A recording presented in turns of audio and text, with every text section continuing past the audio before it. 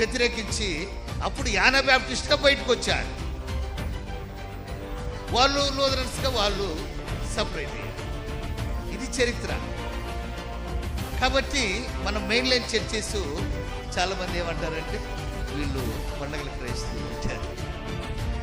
నిజంగా మీరు పాటలు పాడుతూ ఉంటే ఆంధ్ర క్రైస్తవ కీర్తనలు గుండె కదిలిస్తుంది. పాటలు వేరు, కీర్తనలు వేరు. ద్వేషమును పగను మోసుకెళ్ళకూడదు, అలాగే రాతి హృదయముతో ప్రవేశించకూడదు.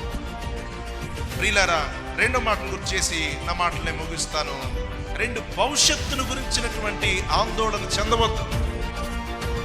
సో వెంటనే రేపు ప్రారంభమైంది, ఏం కానీ ప్రిపేర్ చేయాలి. ఎగ్జాంపుల్ తప్పనుకోవాలి, ఏం తినాలి, ఏం చేయాలి, నా జీవితం ఏంటి 24 గంటలు కూడా ఏదోలాగా అయిపోయింది. ఉద్యోగం లేదు, ఒక వ్యాపారం లేదు.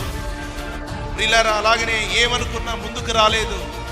పిల్లల భవిష్యత్తు కానీ, లేకపోతే కుటుంబ విషయాలు కానీ, భర్త మారు మనసు కానీ, ఆర్థిక సంబంధమైన విషయాలు కానీ, సో చాలా విషయాల్లో నేను వెనకబడిపోయాను. సో నేను ఎందుకు ముందుకు రావడం లేదు, ఇన్న ఆలోచన కూడా చాలా మందికి ఉంటాయి. కానీ బైబిల్ ఏమని సెలవిస్తుందంటే, ఒక మాటను అందరూ